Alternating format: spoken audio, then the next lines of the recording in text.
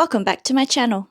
Today we're talking about King of Wrath by Anna Huang, also known as What Happens When a Ruthless Billionaire CEO Gets Blackmailed into an Arranged Marriage, tells himself it is just business, and then spends the rest of the book acting like the most jealous, possessive man alive. And yes, this is your official spoiler warning. I will be talking about the plot, the romance, the blackmail, the family drama, Dante's many emotionally constipated decisions, Vivian's absolute queen behavior, the grovel, and my final rating. So if you haven't read the book yet and you don't mind spoilers, this is your warning to come back later. Because this book really said, what if we took an arranged marriage, added a billionaire CEO with control issues, a jewelry heiress with a spine of steel, a blackmail plot, rich people behaving badly, an ex-boyfriend who accidentally activates the male lead's jealousy demons, and a father who deserves to be launched directly into the sun? And honestly, I had a great time.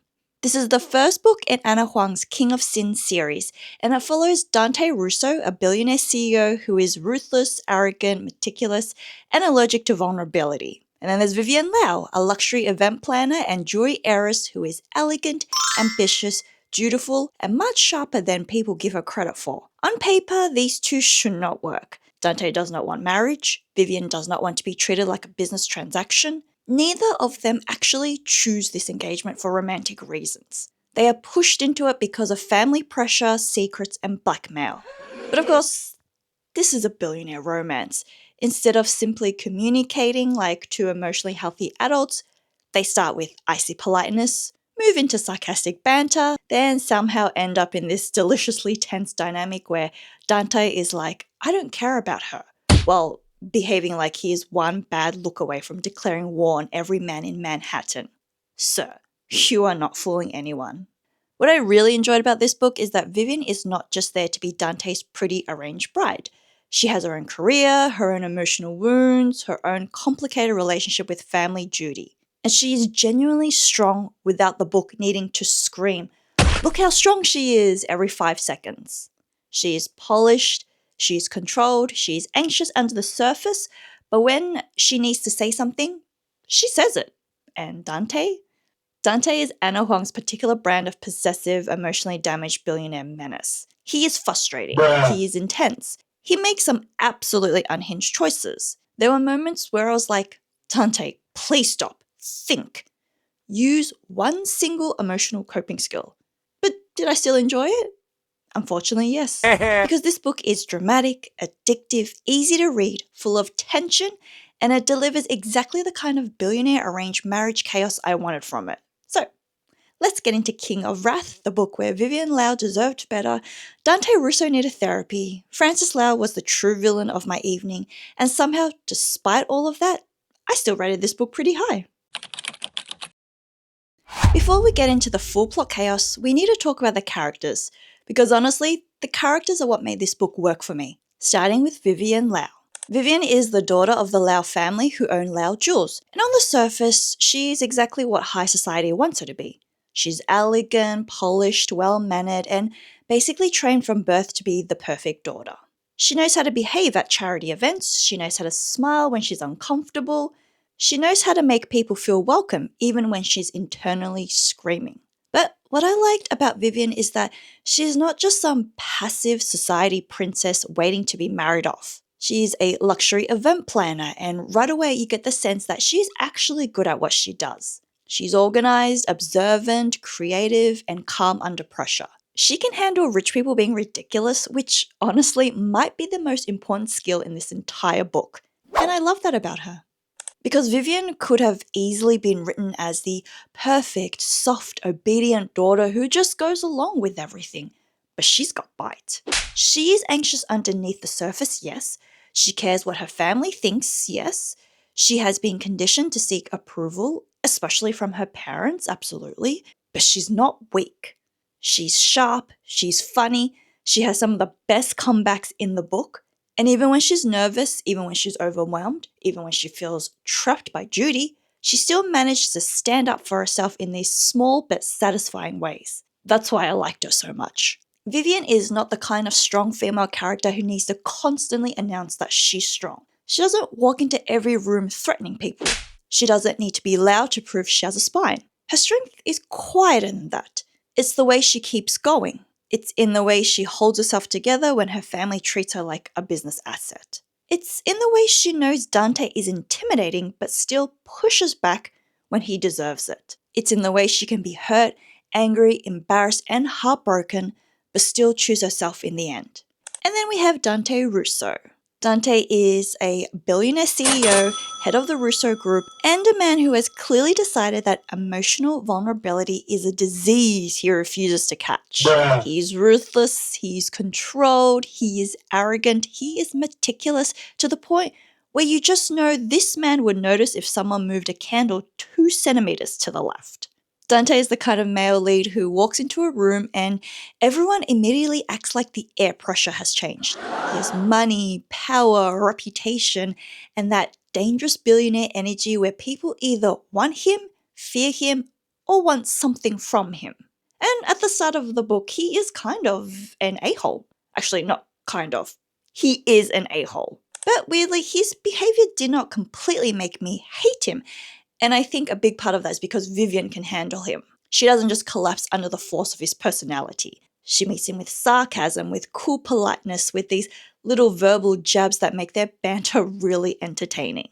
Dante keeps acting like Vivian is just a part of a deal, like she is an inconvenience, like she is this unwanted complication that has been dropped into his life because of her father. And this is where I kept thinking, sir, why are you blaming her? Vivian did not blackmail you. Vivian didn't create this mess. Vivian is not the villain here. But Dante is so angry at this situation and so used to controlling everything around him that he takes a lot of that anger out on the easiest target, the woman he's been forced to marry, which is frustrating. But because it's a romance and because Dante is very much an Huang male lead, his I don't care about era lasts about 5 seconds before his actions start giving him away. He says it's business. His behavior says obsession. He says he doesn't want her. His jealousy says otherwise. He says he's not emotionally attached. Then he starts acting like every man within 10 feet of Vivian is a personal threat to his bloodline. And that is where Dante becomes extremely entertaining. Not always reasonable, not always healthy, definitely not emotionally mature, but entertaining? Absolutely. Then we have Francis Lau, Vivian's father, who is honestly the real villain of the book. This man is terrible. He treats Vivian like a bargaining chip, not a daughter. He is obsessed with status, old money connections, and climbing into the social circles that don't fully accept his family. He is the reason this arranged marriage happens in the first place. Bruh. And the way he uses Vivian to secure more power is honestly disgusting. I know Dante makes mistakes in this book, big ones, but Francis is the one I truly want to fight, because Dante is awful in a romance novel, emotionally damaged billionaire way. Francis is awful in a controlling, parent, social climbing, emotionally manipulative way, and that feels much more personal. We also have Luca, Dante's brother, who is basically the reason Dante gets trapped in the blackmail situation. Luca gets involved with a woman connected to the mafia. Nope. Because apparently no one taught him rule number 1 of life, which is do not get romantically involved with anyone connected to organized crime unless you are prepared for consequences. Luca is messy, impulsive, and very much the brother Dante feels responsible for, even when he is furious with him. Then there's Heath, Vivian's ex-boyfriend. And honestly, I didn't think Heath was that bad. He genuinely loved Vivian. He represented this alternate life she could have had if she had been able to choose love over family duty. I don't think he was perfect, and yes, he does become a problem because he's still emotionally attached to her, but I didn't see him as some evil ex trying to destroy her life. He felt more like unfinished business, which unfortunately for him is not ideal when the current fiancé is Dante Russo. We also have Vivian's friends Isabella and Sloane, who give the book that friendship energy I always enjoy in a romance series. Isabella is chaotic and funny, Sloane is cool and sharp, and together they give Vivian a support system outside of her family and Dante. And then there's Kai, who I mostly love because his existence activates Dante's jealousy like someone pressed a giant red button labeled Billionaire Possessive Meltdown. Kai doesn't even need to do much. He just has to be handsome, polite, British, and vaguely near Vivian, and suddenly Dante is internally spiraling. So overall, the characters are a big reason I enjoyed this book. Vivian gives the story emotional grounding, Dante gives the story intensity and chaos, Francis gives us someone to hate, Heath gives us romantic tension from the past, and the side characters make the world feel bigger, especially because this is part of an interconnected series. So now that we've talked about the main players, let's get into the actual setup of this book. Because the premise is basically rich people drama, family ambition, blackmail, and one woman being dragged into a mess she did not create. The book starts with Vivian in her element. She's working a high society charity event, managing all the tiny disasters that come with rich people pretending they care about endangered birds while really caring about gossip, status, champagne, and who's standing next to whom. And this is where we first hear about Dante Russo. He's not even properly in the scene yet, and people are already whispering about him, which tells us immediately what kind of man Dante is in this world. He is powerful, he is watched, he is wanted. And when he appears somewhere unexpected, people notice. Vivian notices too, even though she tries not to. There's this awareness of him before she even really knows him, which I think sets up their dynamic well. Dante has this gravitational pull. He's intimidating, magnetic, and annoying before he even opens his mouth. But Vivian doesn't have time to obsess over him because very quickly her father summons her home. This is not a come over, we miss you casual catch up. This is a please arrive at 7 sharp so we can emotionally ambush you in a room full of expensive furniture. Vivian goes to her parents' house. Her parents start talking about marriage, which is already a sore topic for Vivian because she has spent years knowing that in her family, marriage is not just about love. It's about status. It's about alliances. It's about opening doors into social circles that money alone cannot fully buy. The Laus are wealthy, but they are new money, and Francis is very aware of that. He wants access. He wants prestige. He wants the kind of old money acceptance that cannot simply be purchased no matter how successful Lau Jules is. And unfortunately for Vivian, she is the daughter he decides to use to get it. So he drops the news. He has found her a suitable match. Not asked, not discussed, not, Vivian, how would you feel about this? He has secured a match like he is announcing a business deal or closing on a property. And that match is Dante Russo. So Vivian, who barely knows this man, suddenly finds out that she is expected to marry one of the most powerful bachelors in New York. And Dante shows up to this dinner acting exactly like a man who does not want to be there. The first meeting is tense, awkward, and honestly kind of entertaining because neither of them is happy, but they're both too polished to fully explode in front of everyone. Vivian is trying to keep her composure because she has been trained to be this perfect daughter. Dante is barely hiding his contempt because he knows something Vivian doesn't. And that something is the real reason behind the arrangement. Dante has not agreed to this marriage because he wants Vivian. Nope. He has not agreed because he wants a business alliance with the Lau family. He has agreed because Francis Lau is blackmailing him. And the blackmail has to do with Dante's brother Luca. Luca, being apparently allergic to good decision making, got involved with a woman connected to the mafia. Connected in the kind of way that could get him killed if the wrong people found out. Bruh. Francis discovers this, gets evidence, and uses it against Dante. His offer is simple. Dante marries Vivian or the evidence gets sent to the wrong people, and Luca's life is in danger. So Dante is trapped. And look, I understand why Dante is furious, I really do. His brother created a disaster, Francis is exploiting that disaster. Dante is being forced into marriage against his will. His control over his own life has been taken away. But here is where I had to pause and side-eye him, because Dante takes a lot of that anger and directs it at Vivian. Bruh. And Vivian has done nothing. She didn't blackmail him. She didn't know about the photos. She didn't manipulate the situation. She is not sitting there twirling her hair like, yes, finally I have trapped a billionaire husband. She is also being used. Dante and Vivian are both trapped by the same arrangement, but they experience it differently. For Dante, this is a threat to his control. For Vivian, this is the continuation of a life where her family's expectations keep overriding her own choices. Dante sees the engagement as an attack. Vivian sees it as another duty she is expected to perform. And that is why their early dynamic is so prickly. Dante is cold and rude because he sees the Lau name and thinks of Francis. Vivian is polite but guarded because she knows she has no real power in this situation, but she still refuses to be completely walked over. One of the best things about this setup is that Vivian does not instantly soften Dante. She does not become this magical woman who appears and immediately fixes his emotional damage. At first, they are genuinely at odds. He makes it very clear that this is a business arrangement. She makes it very clear that he may be rich and powerful, but he is not going to treat her like an inconvenience without being called out for it. And this is where the billionaire nonsense really starts.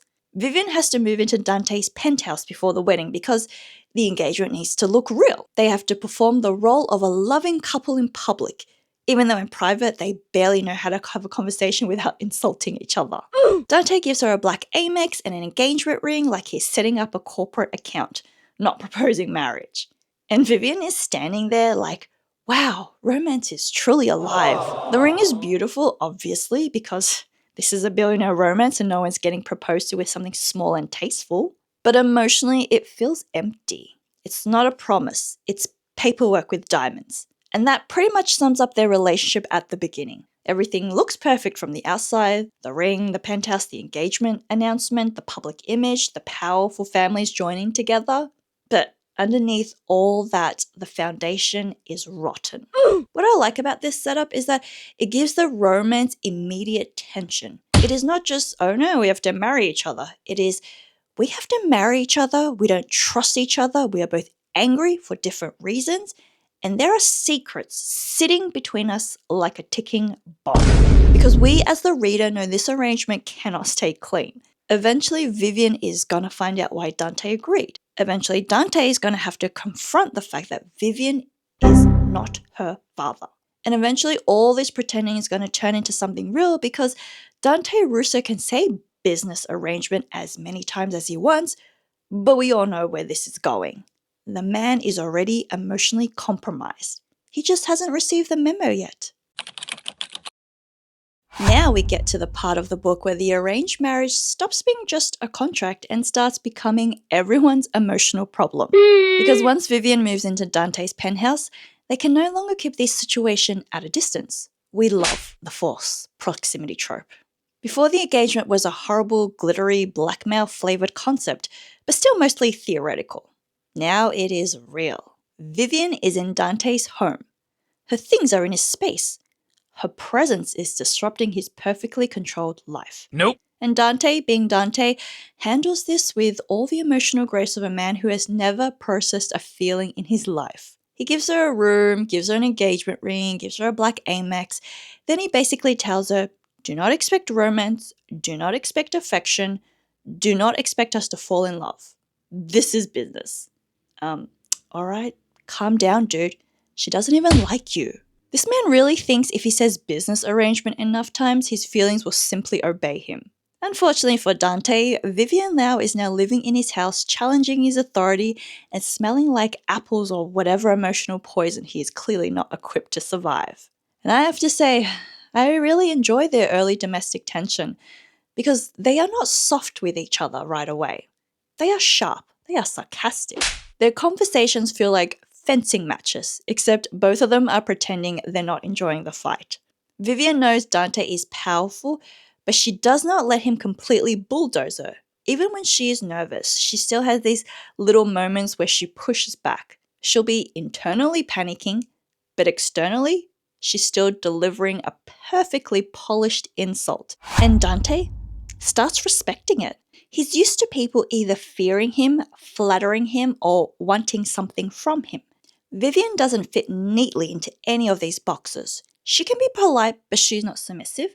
She can be elegant, but she's not boring. She can be dutiful, but she still has opinions. And I think that is where his interest starts shifting. At first, he sees her as Francis Lau's daughter. Then slowly he starts seeing her, not as a pawn, not as part of the blackmail, not as the woman forced into his life, but Vivian. And the book gives us these little moments where that shift starts happening. One of the first big turning points is the engagement shoot. They have to take these romantic couple photos in Central Park. This is a fakish arranged engagement and nothing says we are deeply in love like Two people being forced to pose while barely knowing what to do with their hands. The whole scene has that awkward tension I love in romance. They're standing too far apart. The photographer is trying to make them look affectionate. Vivian is uncomfortable. Dante is irritated.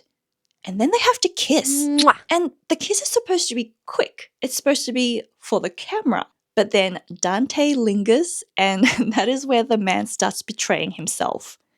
Because for someone who supposedly does not want Vivian, he certainly has a lot of thoughts about her mouth. He notices too much. He reacts too strongly. And Vivian feels it too. She's not sitting there unaffected. She is annoyed by him, yes, but she's also very aware of him. His voice, his hands, his presence, the way he looks at her like he's trying to figure out whether he wants to argue with her or ruin her lipstick. And honestly, this is where the tension is done so well. Not just physical tension, but that prickly charged, I hate how much I notice you kind of tension. Then after the engagement shoot, they have one of their softer moments, the food cart scene, because suddenly Dante is not just this untouchable billionaire CEO who eats caviar and human hearts for breakfast. He has a favorite food cart. He knows the vendor's name. He has memories attached to cheap diners and childhood milkshakes. And Vivian opens up too, about the little restaurant she used to go with her family before everything became more about image and status. It's such a small scene, but I liked it because food becomes this unexpected way for them to connect. They are both from wealthy worlds, but they both have these memories of simpler places. Places that mattered because they were comforting, familiar, and real. And for a moment, the performance drops. They are not perfect fiancé and ruthless CEO. They are just two people sitting on a bench, eating, talking about the past. Of course, Dante has to ruin the moment because apparently emotional vulnerability gives him hives. But still, the moment matters. Then we get the truce.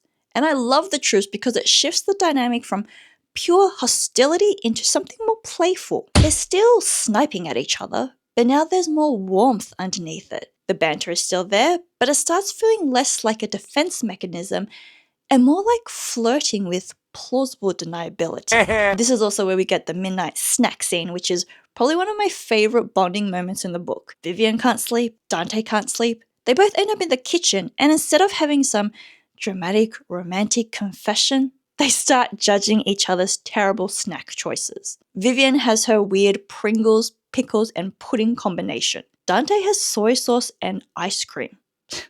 I'm sorry. Both of these people need help. But the scene is cute because it gives them a moment that feels private and unforced. They are not performing for society. There is no photographer, no family pressure, no blackmail conversation happening in the background. It is just the two of them in their pajamas eating cursed snacks in the middle of the night. And that kind of intimacy is what makes the romance believable. Not just the big dramatic scenes, but the tiny domestic ones. The little jokes, the accidental honesty, the way Dante talks about Luca, the way Vivian starts seeing the softer edges of him, the way Dante starts getting used to her presence, even when he tells himself he doesn't want to. And then, of course, we have Dante's jealousy spiral, because nothing says, I'm definitely not emotionally attached like becoming visibly irritated every time your fiancé has a normal conversation with another man. First, there's Kai. Kai is polite, Kai is handsome, Kai has a British accent. Kai is not doing anything wrong, but Dante sees Vivian smiling and laughing with him, and suddenly the man is 2 seconds away from marking territory in the middle of the room. And Vivian calls him out on it, which makes it even better. Because Dante can deny it all he wants, but he's jealous. Embarrassingly jealous. And I ate it up. Then there's Heath, Vivian's ex. Now, Heath is more emotionally complicated because he actually has history with Vivian. He loved her, she loved him. He represents a version of her life where maybe she could have chosen differently if her family had not had such a hold over her. So I understand why Dante felt threatened. But Dante does not just feel a normal, reasonable amount of threatened. No, Dante goes full possessive billionaire menace. This man is acting like he is not mafia while giving very strong mafia-adjacent energy. The possessiveness, the threats, the my wife energy before they're even married. Sir, please calm down. Except he absolutely will not calm down because by this point, Dante is in love and simply refusing to admit it. That is what makes this section of the book so entertaining. Dante keeps insisting Vivian is temporary. He keeps telling himself he will end the engagement once the blackmail issue is solved. He keeps acting like she is not becoming important to him, but his actions are screaming. He notices what she wears. He watches how other men look at her. He gets irritated when she laughs with someone else. He starts caring about her comfort. He remembers details about her life. He wants her, but not just in a physical sense. And Vivian, for her part, is also softening. She begins to see that Dante is not only the arrogant cold man she first met, he's still difficult, obviously. He's still emotionally repressed. He still needs therapy and maybe a personality manual, but he isn't empty. There is loyalty in him. There is protectiveness. There is tenderness, even if he tries to disguise it. I love this part of the book. The chemistry is there, the banter is there, the tension is there. But most importantly, the emotional cracks start showing. They are falling for each other in the most inconvenient, stubborn, dramatic way possible. And because neither of them is fully honest about what they feel, especially Dante, you can already sense the disaster coming. Because falling in love is one thing, admitting the truth is another, and Dante Russo has built this entire relationship on secrets, control, and denial, which means when it all comes crashing down, it is gonna hurt. And now we get to the part of the book where Dante Russo, a supposedly intelligent billionaire CEO, falls in love and then proceeds to make the worst possible choices. Because by this point, it is obvious. Dante is in love with Vivian. He may not be saying it, he may not even be admitting it to himself properly, but the man is gone.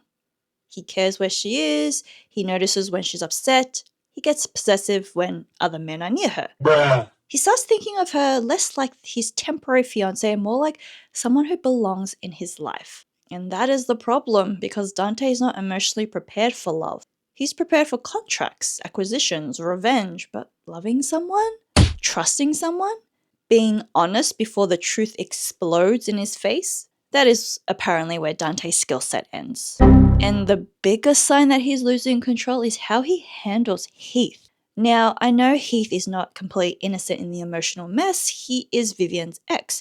He still has feelings for her. He shows up at a time when Vivian is already confused and vulnerable, and he represents this life she could have had if her parents hadn't had so much control over her. So it's understandable why Dante feels threatened. But Dante doesn't just get jealous, he gets nuclear. He sees Heath as a threat, and instead of having a normal conversation with Vivian, he responds like a man who absolutely has no emotional restraint, because he doesn't. And this is where I was like, Dante, sir, please take a deep breath. Because he doesn't only just confront Heath, he breaks his nose. He interferes with his IPO.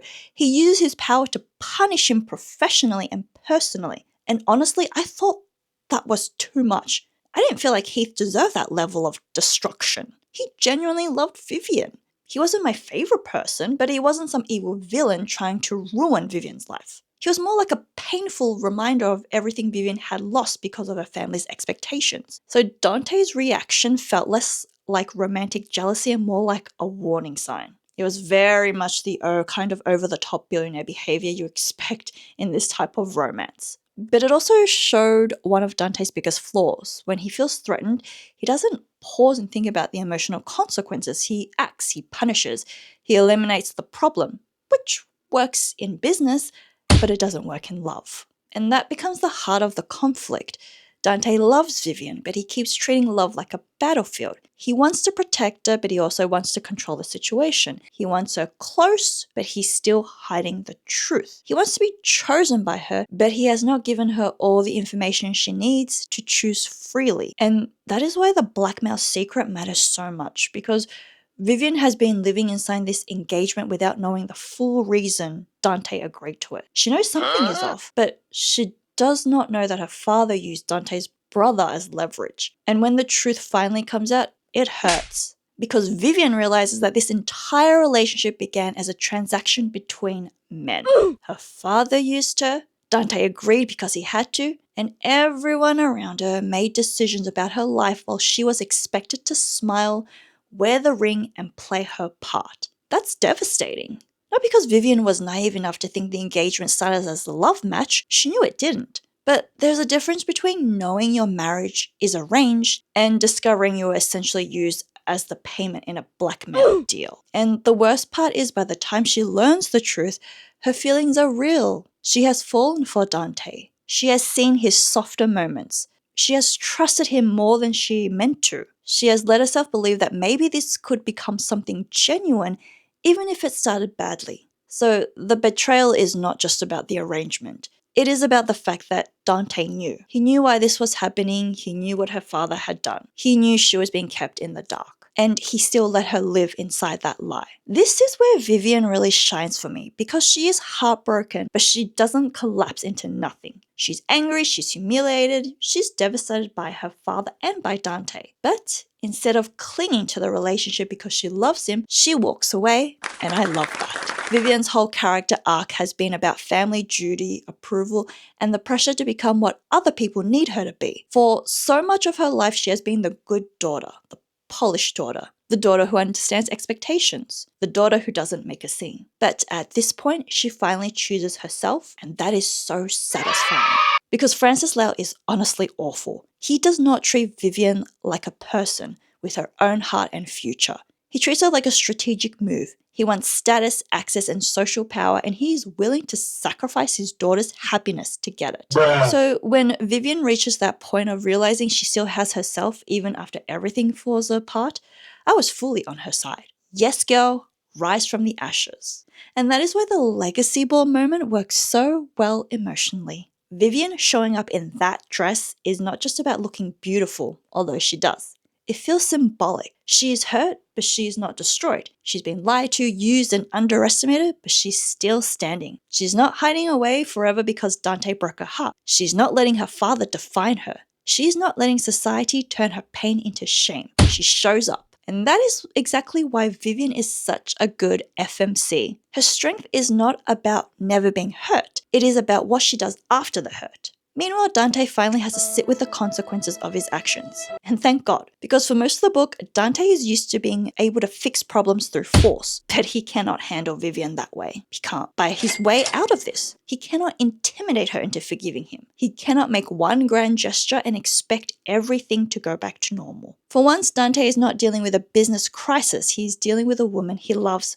whose trust he broke. And that is where the grovel comes in. Now, the grovel in this book is not extremely long. If you want a huge, drawn-out chapters and chapters long punishment era, this is not really that. But I actually think the grovel fits this story, because King of Wrath is not built around making Dante suffer forever. It is about Vivian reclaiming her choice and Dante proving that he understands what he did wrong. And for this specific book, the grovel worked well enough for me. Dante apologizing is surprisingly cute because he's clearly not used to being emotionally vulnerable. This man can command a boardroom, but saying, "I hurt you and I'm sorry," basically has him on his knees. And honestly, my type of guy. One that's on his knees. But beyond the romance of it, what matters is that Dante has to humble himself. He has to stop hiding behind control and acknowledge that Vivian deserved honesty, respect, and the ability to make her own decisions. He also has to show her that she is not just something he wants to possess. She is someone he values, someone he loves, someone he is willing to fight for properly, not by destroying other men, but by becoming better for her. And that distinction matters because possessiveness can be fun in romance, jealousy can be entertaining, the my wife energy can absolutely hit when it's done in a satisfying way, but the emotional payoff only works if the male lead eventually realizes that love is not ownership. Vivian is not a deal, she is not a prize, she is not an extension of Dante's pride. She is a person and she deserves to choose him with the full truth in front of her. So this section is where the book gives us the emotional crash after all that tension. And even though Dante and Francis absolutely brought this pain on themselves, I still enjoyed watching Dante grovel for it. Because Dante Russo may be powerful, rich, and terrifying to everyone else, but with Vivian, he finally has to learn that love is not about winning. It is about earning your way back. So, final thoughts. I really like this book. Was Dante Russo an idiot for a solid portion of it? Yes. Bruh. Did Vivian Lau deserve better than being used as a pawn in a rich people power game? Absolutely. Was Francis Lau complete and utter garbage? 100%. But despite all of that, I had such a good time reading King of Wrath.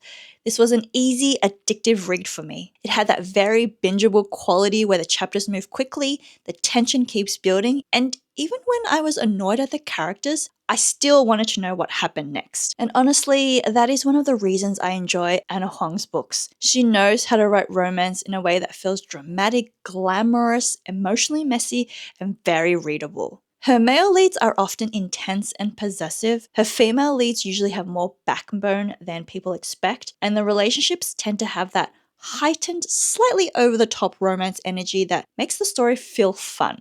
So, if you like billionaire romance, arranged marriage, jealousy, forced proximity, high society drama, family manipulation, and a male lead who is basically one emotional inconvenience away from making terrible decisions, then this book will probably work for you.